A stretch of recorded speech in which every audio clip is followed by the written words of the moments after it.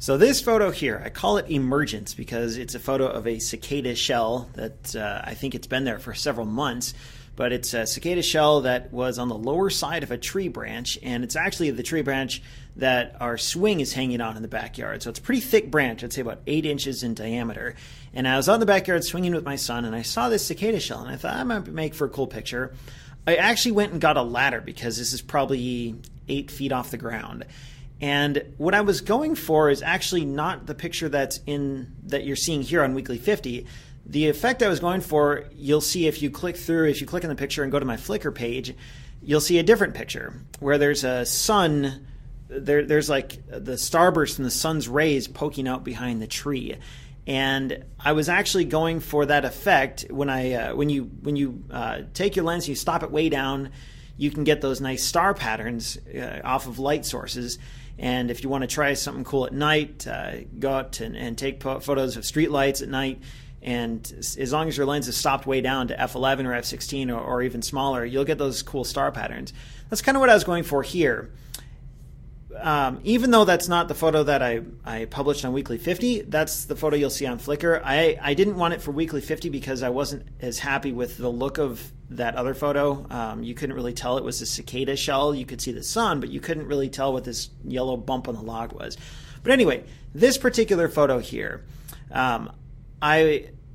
it presented some interesting challenges because I'm not using a zoom lens. So I had to actually maneuver myself into position in such a way that I could get the shell with some backlighting from the sun, but not so much backlighting that I blew out the exposure, and still kind of get a sense of what was happening in the photo beyond just a cicada shell. And that's one thing when you're taking photos is how do you want the audience to view your subject? In what context are they viewing it?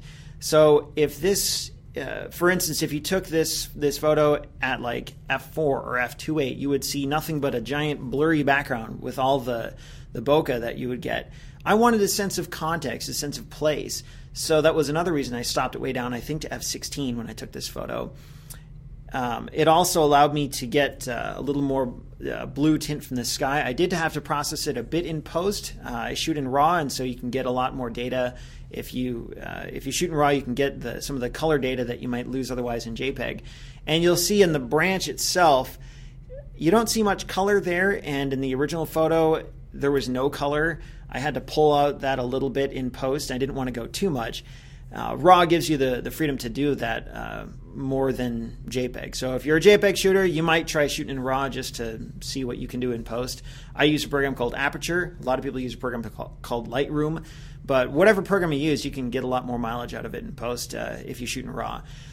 I kind of like the way that it looked like this cicada, even though it was a shell, it's an inanimate object. It's the exoskeleton of the cicada. I kind of like the way that in this photo it looked like he's traveling between those, like he's traveling up the bottom side of this tree limb. And I like the framing of it. I think I took maybe 10 or 15 versions of this photo, walking all around or tilting my head all around as I'm sitting on top of this ladder. I took several versions of this because I wasn't quite sure how to get the look I was going for, and I didn't even notice these two branches, the big diagonal branches in the background, until I was reviewing these photos afterwards on the computer. And I really like the effect that you've got this cicada shell, it's backlit from the sun, which is just behind the tree limb. Like if you were to go back to where I took this photo and move your head downward like 2 inches, you'll be blinded by the sun. So the sun is just out of view here. And if you click through and go to the Flickr page, you'll see the other photo where the sun is just, it's almost blinding. And there's like maybe a 1 inch of vertical movement from my camera to get this photo versus the other one on Flickr. But anyway, I had to reposition myself quite a bit and really look around for how I wanted the shell to get in there. And I didn't notice until later on that you could actually see the legs poking out like this too. So this just goes to show what you can do if you see something ordinary, just a shell of a bug sitting on a branch. If you play around with the light, if you play around with your angle of view, if you work with getting closer and getting farther, you're going to find photographic opportunities you might not otherwise realize. So there's nothing particularly special about a shell on a branch, a bug shell on a branch. But if you look at it from a different point of view or use the available light differently, you can find different ways of turning something ordinary into kind of an interesting photo. Not that this photo is particularly awesome or anything. I happen to like it, but you might not, and that's fine.